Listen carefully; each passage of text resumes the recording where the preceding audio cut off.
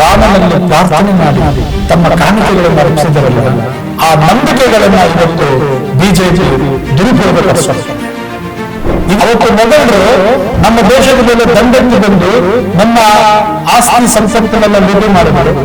ಈಗ ಇವರು ನಮ್ಮ ದೇವಸ್ಥಾನಗಳಲ್ಲಿ ಒಳಗಡೆ ನುಗ್ಗಿ ನಮ್ಮಲ್ಲಿರತಕ್ಕಂಥ ಸಂಪತ್ತು, ರಾಮನ ಸಂಪತ್ತನ್ನು ಲೂಟಿ ಮಾಡಿದ್ದಾರೆ. ನಿಮ್ಮ ಆಡಳಿತದಲ್ಲಿ ಅದಕ್ಕೆ ತಕ್ಕ ಅಭಿನಂದನೆ ಕೃತಜ್ಞತೆ. ದೇವಸ್ಥಾನ ರಾಮ 500 ವರ್ಷಗಳ ಹೋರಾಟದ ಫಲ ಅಂತ ಹೇಳಿ ಕಟ್ಟಿದ್ದೀವಿ. ಇವತ್ತಿನ ಮಾಡಿದ್ದು ರಾಮರ ಹೆಸರಿನಲ್ಲಿ ದೇವಸ್ಥಾನ ನೀವು ಚಿನ್ನ ಅನಾಮ ಕದಿತ RSS ದೇಶದ ಒಳಗಡೆ RSS ಕೆಡವಡೆ ಭಾರತ ದೇಶ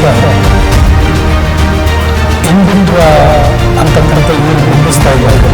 ಇದು ಸರ್ವಧರ್ಮದ ಭಾರ. ಅದನ್ನು ಮೊದಲನೇ ಬಾರಿ ಆ ಭಾಗವನ್ನು ಓಪನ್ ಮಾಡಿ ಒಳಗಡೆ ಪೂಜೆ ಮಾಡ್ಕೊಳ್ಳೋದಕ್ಕೆ ಅವಕಾಶ ಮಾಡಿಕೊಟ್ಟಿದ್ದು ರಾಜು ಬಹುಶಃ ಬರ್ತಿದ್ದಾರೆ. ಸುಪ್ರೀಂ ಕೋರ್ಟಿಂದ ಜಡ್ಜ್ಮೆಂಟ್ ಕೊಟ್ಟು ಅಲ್ಲಿ ದೇವಸ್ಥಾನದಲ್ಲಿ ನಿರ್ಮಾಣ ಮಾಡುವಂಥದ್ದು, ಪಕ್ಕದಲ್ಲಿ ಮಸೀದಿಗಳು ನಿರ್ಮಾಣ ಮಾಡುವಂಥದ್ದು ಎಲ್ಲ ಕೂಡ ಒಂದು ಸಮಾಧಾನಕರವಾದಂತಹ ತೀರ್ಮಾನ. ಸರ್ ನಮಸ್ಕಾರ. ನಮಸ್ಕಾರ. ಇತ್ತೀಚಿನ ದಿನಗಳಲ್ಲಿ ದೇವರ ಹೆಸರಲ್ಲಿ ರಾಜಕಾರಣ ಮಾಡೋದು ಹೆಚ್ಚಾಗ್ತಾ ಇದೆ. ಅದೇ ರೀತಿಯಾದಂತಹ ಇವತ್ತಿನ ಒಂದು ಸೂಕ್ಷ್ಮವಾದ ವಿಚಾರ ಏನು ಅಂತಂದ್ರೆ, ಶ್ರೀರಾಮ ಮಂದಿರ ಕಟ್ಟಿದ್ರೆ ಸಾಕು ಭಾರತ ದೇಶ ಉದ್ಧಾರ ಆಗ್ಬಿಡ್ತದೆ, ಭಾರತೀಯರ ಏಕೈಕ ಗುರಿ ಅದೇ ಆಗಿರ್ಬೇಕು ಅಂತ ಪ್ರೋಪಗಂಡ ಮಾಡ್ಕೊಂಡ್ ಬಂದಂತಹ ಬಿಜೆಪಿ ತನ್ನದೇ ಆದಂತಹ ಸರ್ಕಾರ ಆದ್ಮೇಲೆ ಅದನ್ನ ನಿರ್ಮಾಣ ಮಾಡೋ ನೆಪದಲ್ಲಿ ಸಾಕಷ್ಟು ಚಿನ್ನಾಭರಣ, ಆಸ್ತಿ, ಜಮೀನು ಇವೆಲ್ಲವನ್ನು ಕೊಳ್ಳೆ ಹೊಡೆದಿದ್ದಾರೆ ಅನ್ನೋದು ಎಲ್ಲ ಕಡೆ ಕೇಳಿ ಬರ್ತಾ ಇದೆ. ಸೊ ತಮ್ಮ ಅಭಿಪ್ರಾಯ ಏನು ಸರ್? ಇದು ಬಹಳ ಘೋರ ಅಪರಾಧ. ಭಾರತ ದೇಶ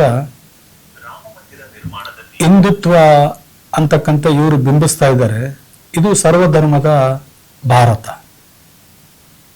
ವಿಶೇಷವಾಗಿ ನಮ್ಮ ಭಾರತದಲ್ಲಿ ರಾಮ ಹುಟ್ಟಿ ರಾಮ ಇದ್ದಾನೆ ಅಂತಕ್ಕಂಥದ್ದು ಎಲ್ಲರೂ ಕೂಡ ನಂಬ್ತಾರೆ, ನಾನು ನಂಬ್ತೇನೆ. ರಾಮ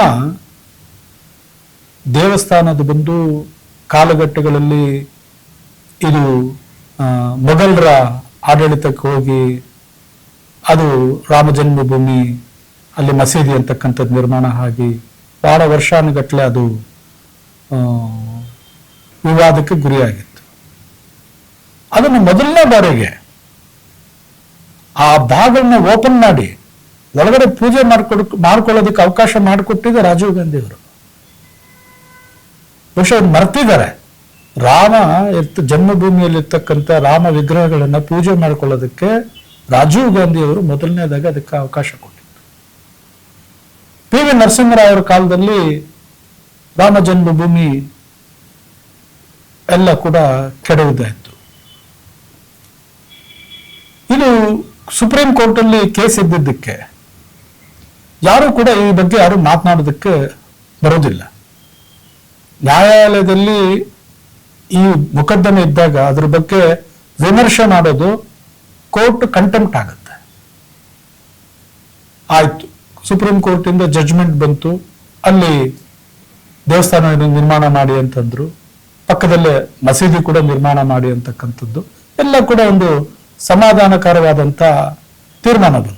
ಅದು ನಾವು ಬಂದ ಮೇಲೆ ಬಿಜೆಪಿ ಸರ್ಕಾರ ಬಂದ ಮೇಲೆ ಆಗಿದ್ದು, ಕಾಂಗ್ರೆಸ್ 75 ವರ್ಷದಿಂದ ಮಾಡಕ್ಕಾಗಿಲ್ಲ ಅಂತ ಅವ್ರ ಪ್ರೋಪಗಂಡ ಮಾಡ್ತಿದ್ದಾರೆ. ಹಾಗಾದ್ರೆ ಬಿಜೆಪಿ ಪಕ್ಷ ಕೋರ್ಟ್ಗೆ ಇನ್ಫ್ಲೂಯೆನ್ಸ್ ಮಾಡಿ ಈ ಜಡ್ಜ್ಮೆಂಟ್ ತರಿಸಿದ್ಯಾ ಹೇಳಿ? ಅವ್ರು ತರಿಸಿದಿರಾ? ನೀವು ನಿಮ್ಮ ಆಡಳಿತ ಅವಧಿಯಲ್ಲಿ ಸುಪ್ರೀಂ ಕೋರ್ಟ್ ಜಡ್ಜ್ಗಳ ಮೇಲೆ ಪ್ರಭಾವ ಬೀರಿ ನೀವು ಜಡ್ಜ್ಮೆಂಟ್ ತರಿಸಿದ್ದೀರಾ? ನಿಮ್ಮ ಹೇಳಿಕೆ ಪ್ರಕಾರ ನ್ಯಾಯಾಲಯಕ್ಕೆ ಯಾವುದೇ ಧರ್ಮ ದೊಡ್ಡದಲ್ಲ, ಕಾನೂನು ದೊಡ್ಡದು, ಸಾಕ್ಷಿಗಳು. ನ್ಯಾಯಾಲಯದ ತೀರ್ಮಾನವನ್ನ ಭಾರತದಲ್ಲಿರ್ತಕ್ಕಂಥ 140 ಕೋಟಿ ಕೂಡ ಜನ ಕೂಡ ಒಪ್ಪುವಂಥದ್ದು. ಯಾರು ಕೂಡ ಅದನ್ನು ಪ್ರಶ್ನೆ ಮಾಡ್ತಕ್ಕಂಥದ್ದಕ್ಕೆ ಅವಕಾಶ ಇಲ್ಲ. ಆಯ್ತು, ರಾಮ ಜನ್ಮಭೂಮಿ ಬಂತು, ನಿಮ್ಮ ಆಡಳಿತದಲ್ಲೇ ಅಲ್ಲಿ ರಾಮ ಮಂದಿರ ಕೂಡ ನಿರ್ಮಾಣ ಮಾಡಿದ್ರೆ ಅದಕ್ಕೆ ತಮಗೆ ಅಭಿನಂದನೆಗಳು ತಿಳಿಸ್ತೀವಿ, ಕೃತಜ್ಞತೆಗಳು ತಿಳಿಸ್ತೀವಿ. ದೇವಸ್ಥಾನ ಕಟ್ಟಿದ್ದೀರಿ, ರಾಮ ಮಂದಿರ 500 ವರ್ಷಗಳ ಹೋರಾಟದ ಫಲ ಅಂತ ಹೇಳಿ ಕಟ್ಟಿದ್ದೀರಿ. ಇವತ್ತು ನೀವು ಮಾಡಿದ್ದೇನು? ರಾಮರ ಹೆಸರನ್ನ ಇಟ್ಟು ದೇವಸ್ಥಾನ ಇರ್ತಕ್ಕಂಥದ್ರಲ್ಲಿ ನೀವು ಚಿನ್ನ ಹಣ ಕದಿತೀರಲ್ವಾ? RSS ಬೇಸವರೇ ಅಲ್ಲಿ ಒಳಗಡೆ ಇದ್ದಿದ್ದು, RSS ಕೇಡರ್ ಅವರೇ. ಚಿನ್ನ ಹಣ ಕೋಟ್ಯಾಂತರ ರೂಪಾಯಿ ನೀವು ಅಲ್ಲಿ ಕೊಳ್ಳೆ ಹೊಡೆದ್ರಲ್ಲ. ಇಡೀ ದೇಶದಲ್ಲಿ ಇವತ್ತು ನಾವು ತಲೆ ತಗ್ಗಿಸ್ತಕ್ಕಂಥ ರೀತಿಯಲ್ಲಿ ಬಂದು ನಿಂತಿದ್ದೇವೆ. ದೇಶದಲ್ಲಿ ತಲೆ ತಗ್ಗಿಸ್ತಾ ಇದ್ದೀವಿ ನಾವು, ಪ್ರಪಂಚದಲ್ಲಿ. ನೋಡಿ, ದೇವಸ್ಥಾನದಲ್ಲೂ ಕೂಡ ಹಣನ ಲೂಟಿ ಮಾಡ್ತಾವ್ರೆ. ನೋಡಿ, ಇಷ್ಟೆಲ್ಲ ಬೆಳವಣಿಗೆ ಆದ್ರೂ ಕೂಡ ನಮ್ಮ ದೇಶದ ಪ್ರಧಾನಮಂತ್ರಿಗಳು ಈ ಬಗ್ಗೆ ಒಂದು ಮಾತು ಮಾತಾಡೋದಿಲ್ಲ. ನಮ್ಮ ಗೃಹ ಮಂತ್ರಿಗಳು ಒಂದು ಮಾತು ಮಾತಾಡೋದಿಲ್ಲ. ದೇಶದ ಗೃಹ ಮಂತ್ರಿಗಳು ಅದೇನೋ ಒಂದು ಇದಿದೆ, ಮೂಕಿ ಪಿಕ್ಚರ್ ಅಂತ. ಮೂಕಿ ಪಿಕ್ಚರ್ ಸೂಪರ್ ಸ್ಟಾರ್ಸ್ ಇದ್ದಂಗೆ ಇವರಿಬ್ರು, ಮಾತಿಲ್ಲ, ಅದ್ರ ಸೂಪರ್ ಸ್ಟಾರ್ಗಳು. ಏನೇ ಸಮಸ್ಯೆಗಳಾದ ತಕ್ಷಣ ದೇಶದಲ್ಲಿ ಓಡೋದು ಬಚ್ಚಿಟ್ಕೊಂಡ್ಬಿಡೋದು, ನೋ ಕಾಮೆಂಟ್ಸ್. ಇಂಥ ಘೋರವಾದಂಥ ಘಟನೆ ಅಲ್ಲಿ ನಡೀಬಾರದಿತ್ತು, ನಡೆದಿದೆ. ಇದರ ಹಿಂದೆ ಇನ್ನೂ ದೊಡ್ಡ ದೊಡ್ಡ ಕೈಗಳಿದೆ. ನಮ್ಮ ನಾಯಕರಾದಂಥ ಮಲ್ಲಿಕಾರ್ಜುನ ಖರ್ಗೆ ಅವರು ಈ ಬಗ್ಗೆ CBI ಎನ್ಕ್ವೈರಿ ಕಂಡಕ್ಟ್ ಮಾಡಬೇಕು ಅಂತ ಹೇಳಿ ಡಿಮ್ಯಾಂಡ್ ಮಾಡಿದ್ದಾರೆ. ನಾವು ಕೂಡ ನಮ್ಮ ಕಾಂಗ್ರೆಸ್ ಪಕ್ಷದಿಂದ ಮೊನ್ನೆ ನಡೆದಂತ ಸರ್ವ ಸದಸ್ಯರ ಸಭೆಯಲ್ಲಿ ಈ ಬಗ್ಗೆ ನಾವು CBI ಎನ್ಕ್ವೈರಿನ ನಾವು ಡಿಮ್ಯಾಂಡ್ ಮಾಡ್ತಾ ಇದ್ದೀವಿ. ನೀವು ತಪ್ಪು ಮಾಡಿಲ್ಲ ತಾನೆ, ಕೊಡಿ CBIಗೆ, ಅಥವಾ ಪ್ರೆಸೆಂಟ್ ಇರ್ತಕ್ಕಂಥ ಜಡ್ಜ್ ಮುಖಾಂತರ ಇದನ್ನ ಎನ್ಕ್ವೈರಿ ಮಾಡಿ. ಸುಪ್ರೀಂ ಕೋರ್ಟ್ ಜಡ್ಜ್ ಮುಖಾಂತರ ಎನ್ಕ್ವೈರಿ ಮಾಡಿಸಿ, ಅವ್ರು ಇಂಡಿಪೆಂಡೆಂಟ್ ಬಾಡಿಗೆ ಎನ್ಕ್ವೈರಿ ಮಾಡಲಿ. ಯಾರ್ಯಾರು ತಪ್ಪು ಮಾಡಿದ್ದಾರೆ, ಈ ಹಣ ಈ ದೇಶದಲ್ಲಿ ಯಾವ್ಯಾವ ರಾಜ್ಯಗಳ ಚುನಾವಣೆಗಳಲ್ಲಿ ಈ ಹಣ ಬಳಸಿದ್ದಾರೆ ಅಂತಕ್ಕಂಥದ್ದು ಹೊರಗೆ ಬರಲಿ. ನೀವು ಪ್ರೆಸೆಂಟ್ ಇರ್ತಕ್ಕಂಥ ಸುಪ್ರೀಂ ಕೋರ್ಟ್ ಜಡ್ಜ್ ಮುಖಾಂತರ ಒಂದು ಕಮಿಟಿಯನ್ನು ರಚನೆ ಮಾಡಿ ಇದನ್ನ ತನಿಖೆಗೆ ಒಳಪಡಿಸಬೇಕು. ನೀವು SIT ಮಾಡಿ ಯಾರೋ 4 ಜನ ಅಮಾಯಕರನ್ನು ಕರ್ಕೊಂಡು ಹೋಗಿ ಕೂರಿಸ್ಕೊಂಡು, ಅಮಾಯಕರಲ್ಲ ಅವರು, ಕಳ್ರೆ, ಅಮಾಯಕರಂತ ಇಲ್ಲ, ಕಳ್ರೆ ಅವ್ರು ಬಾಯಿ ಬಿಡಿಸಿದ್ರೆ ಇನ್ನ 106 ಜನರು ವ್ಯಕ್ತಿಗಳು, ಪ್ರಭಾವಿ ವ್ಯಕ್ತಿಗಳು ಹೊರಗೆ ಬರ್ತಾರೆ. ಇದನ್ನ ನಮ್ಮ ಕಾಂಗ್ರೆಸ್ ಪಕ್ಷ ಮತ್ತೆ ನಮ್ಮ ಭಾರತದಲ್ಲಿರ್ತಕ್ಕಂಥ 140 ಕೋಟಿ ಜನ ಕೂಡ ಈ ಘಟನೆ ಬಗ್ಗೆ ನೊಂದಿದ್ದಾರೆ. ನಾನು ಕೂಡ ನೊಂದಿದ್ದೇನೆ. ಇದು ನಡೀಬಾರದಂತ ಘಟನೆ ನಡೆದಿದೆ. ಇದಕ್ಕೆ ಕೊನೆ ಹೊತ್ತು ಯೋಗಿ ಆದಿತ್ಯನಾಥ್ ಅವರು ರಾಜೀನಾಮೆಯನ್ನು ಕೊಡು. ದೇಶದ ಪ್ರಧಾನಮಂತ್ರಿಗಳು ಆ ದೇವಸ್ಥಾನದ ಉದ್ಘಾಟನೆಗೆ ಹೋಗಿ ಎಲ್ಲ ಮಾಡಿದಂತ ಅವರು ಕೂಡ ದೇಶಕ್ಕೆ ಇದಕ್ಕೆ ಉತ್ತರ ಕೊಡ್ಬೇಕು. ಅವರು ಈಗ ನಡೆದಿರ್ತಕ್ಕಂಥ ಘಟನೆಗೆ ಪ್ರಧಾನಮಂತ್ರಿಗಳು ಉತ್ತರ ಕೊಡಬೇಕು ಜನಕ್ಕೆ ಅಂತ ಹೇಳಿ ನಾನು ಈ ಮುಖಾಲ ಅವ್ರನ್ನ ಆಗ್ರಹಿಸ್ತೇನೆ. ನೋಡಿ, ಆಗಿನ ರಾಜರ ಕಾಲದಲ್ಲಿ ಆ ಕಡೆ ಈ ಕಡೆ ಇರ್ತಕ್ಕಂಥ ರಾಜರು ಇನ್ನೊಂದು ರಾಜ್ಯಗಳ ಮೇಲೆ ದಂಡೆತ್ತು ಹೋಗಿ ಅಲ್ಲಿ ಯುದ್ಧ ಮಾಡಿ ಅಲ್ಲಿರ್ತಕ್ಕಂಥ ಚಿನ್ನ ವಜ್ರ ವೈಡೂರ್ಯಗಳನ್ನೆಲ್ಲ ಕೂಡ ಸಂಪತ್ತನ್ನ ಲೂಟಿ ಮಾಡ್ಕೊಂಡು ಹೋಗ್ತಾ ಇದ್ರು. ಮೊಘಲರು ಕೂಡ ಹಾಗೇನೆ ನಮ್ಮ ದೇಶದ ಮೇಲೆ ದಂಡೆತ್ತಿ ಬಂದು ನಮ್ಮಲ್ಲಿರ್ತಕ್ಕಂಥ ಸಂಪತ್ತನ್ನೆಲ್ಲ ಲೂಟಿ ಮಾಡ್ಕೊಂಡು ಹೋದ್ರು. ಇವತ್ತು BJPನವರು, RSS ಅವರು ನಮ್ಮ ಹಿಂದೂ ದೇವಾಲಯಗಳ ರಾಮ ಮಂದಿರದಲ್ಲಿ ಈಗ ಚಿನ್ನ ವಜ್ರ ಕೋಟ್ಯಾಂತರ ರೂಪಾಯಿ ದುಡ್ಡು ಹೀಗೆ ಲೂಟಿ ಮಾಡ್ತಾ ಇದಾರಲ್ಲ, ಇವ್ರಿಗೂ ಅವ್ರಿಗೂ ಏನು ವ್ಯತ್ಯಾಸ? ಅವತ್ತು ಮೊಘಲರು ನಮ್ಮ ದೇಶದ ಮೇಲೆ ದಂಡೆತ್ತಿ ಬಂದು ನಮ್ಮ ಆಸ್ತಿ ಸಂಪತ್ತಿನೆಲ್ಲ ಲೂಟಿ ಮಾಡಿದ್ರು. ಈಗ ಇವರು ನಮ್ಮ ದೇವಸ್ಥಾನಗಳಲ್ಲಿ ಒಳಗಡೆ ನುಗ್ಗಿ ನಮ್ಮಲ್ಲಿರ್ತಕ್ಕಂಥ ಸಂಪತ್ತು, ರಾಮನ ಸಂಪತ್ತನ್ನ ಲೂಟಿ ಮಾಡಿದ್ದಾರೆ. ಇದು ನಿಜವಾಗಲೂ ಅವ್ರಿಗೆ ಮನುಷ್ಯತ್ವ ಅಂತಂತದಿದ್ರೆ BJPನವರು ಕ್ಷಮೆ ಕೇಳಬೇಕು ದೇಶದ ಜನಕ್ಕೆ. ಪ್ರತಿಯೊಬ್ಬ ಹಿಂದೂ ಇವತ್ತು ನೊಂದಿದ್ದಾನೆ. ನಾನು ನೊಂದಿದ್ದೀನಿ. ಯಾವ್ದಾದ್ರು ದೇಶಕ್ಕೆ ನಾವೆಲ್ಲಾದ್ರೂ ಹೊರಗಡೆ ಹೋದಾಗ ಈ ವಿಚಾರದ ಬಗ್ಗೆ ಯಾರಾದ್ರೂ ನಮ್ಮನ್ನ ಪ್ರಶ್ನೆ ಮಾಡಿದ್ರೆ ಅವ್ರಿಗೆ ಉತ್ತರ ಕೊಡಕ್ಕೆ ನಮ್ಮ ಹತ್ರ ಪದಗಳೇ ಇಲ್ಲ.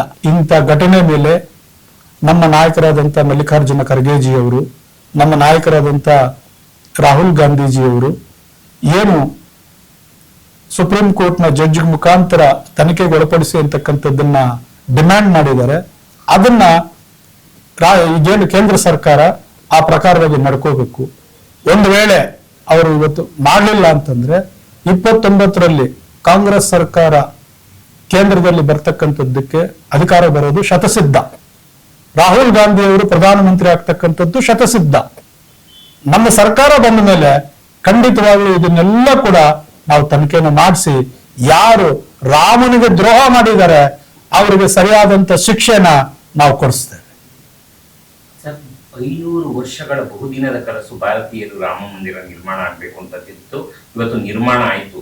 ಆ ಒಂದು ಸಂತೋಷಕ್ಕೆ ಬಡವ ಬಲ್ಲಿದ ಅಂದೇನೆ ಎಲ್ಲರೂ ಕೂಡ ದೇಣಿಗೆಯನ್ನ ಕಾಣಿಕೆಯನ್ನ ಸಮರ್ಪಣೆಯನ್ನ ಮಾಡಿದ್ದಾರೆ.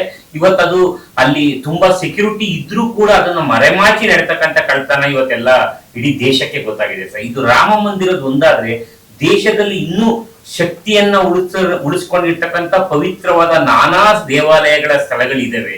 ಅಲ್ಲಿನ ಪಾಡು ಏನಾಗಿರ್ಬೋದು ಅನ್ಸುತ್ತೆ ಸರ್ ನಮ್ಗೆ? ಇದು ಬೆಳಕಿಗೆ ಬಂದಿದೆ, ಅದರಿಂದ ಇವತ್ತು ಅದು ಎಲ್ಲರ ಕಣ್ಗೂ ಕಾಣ್ತಾ ಇದೆ. ಇನ್ನೂ ಕೆಲವೊಂದು ಬೆಳಕಿಗೆ ಬರುತ್ತೆ, ಮುಂದಿನ ದಿನಗಳು ಅದು ಕಾಣುತ್ತೆ.